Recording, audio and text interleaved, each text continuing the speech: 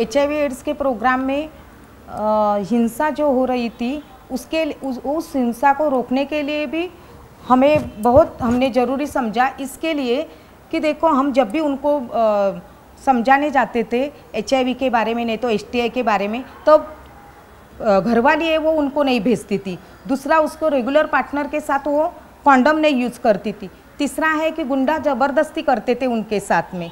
और इसी कारण से कहीं ना कहीं हमें लगा कि इस मुद्दों के ऊपर बात होना चाहिए और इस मुद्दों के ऊपर काम करना चाहिए, तभी हम जाके HIV एड्स प्रोग्राम में सफल हो सकते हैं। इसके लिए फिर हमने ये आस्था तत्काल सेवा शुरू कर दी।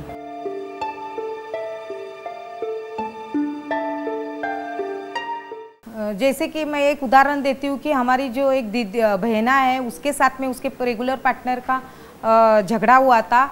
तब हम उस वक्त वहाँ गए थे उसके घर में से उसके रेगुलर पार्टनर को जो भी लगा था उसके लिए हम डॉक्टर के पास उसको लेके गए। तो डॉक्टर ने बोला ये तो पुलिस केस है करके, तो फिर इसको पहले पुलिस स्टेशन में दर्ज करके आओ। तो फिर हम पुलिस स्टेशन गए। तो पुलिस स्टेशन में साहब बोले चलो बताओ क्या हुआ वो, तो और वो लिखने लगे। इतने में हमने बोला देखो साहब ये पहली बार है करके, सिर्फ आप सुन लो और उसको थोड़ा दम दे दो, बाद में का फिर हम लोग देखेंगे, लेकिन ये दर्ज मत करो करके।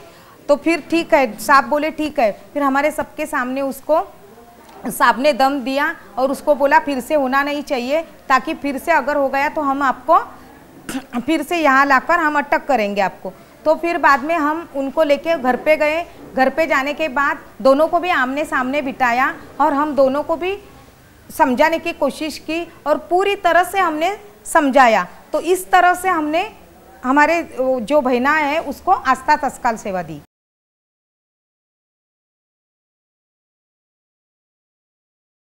वर्ली में जब हमारा हेल्थ कैंप था तभी हमारे दीदियों को पकड़ने के लिए पुलिस रेड हो गई। तो फिर हमारे 15-16 दीदियों को उन्होंने पकड़ के लेके गए। हमने उनको बोला, फिर भी वो हमारा बात नहीं माने और उनको पकड़ के लेके गए। उसके बाद में हम सभी सारा स्टाफ और हमारी बहना मिलकर पुलिस स्टेशन में गए और पुलिस स्टेशन को साहब को सब कुछ हमने बताया। जैसे कि आज हमारा हेल्थ कैंप था और हेल्थ कैंप के टाइम में हमने बोला था कि हमारे दीदियों को उस वक्त तो कम से कम मत पकड़ो करके। तो तभी सामने वाले साहब ने लेटर देखा हमारा और उनको विश्वास आया कि सचमुच, और हमने हमारे काम के बारे में भी उनको बताया। बाद में फिर हमने उनको हमारे प्रोग्राम में उनको इनविटेशन दिया और उस प्रोग्राम के जरिए पूरी आस्था प्रोजेक्ट के बारे में उनको जानकारी दी और हमारे ऊपर विश्वास आया और तभी से हमें वो साहब हेल्प करने लगे।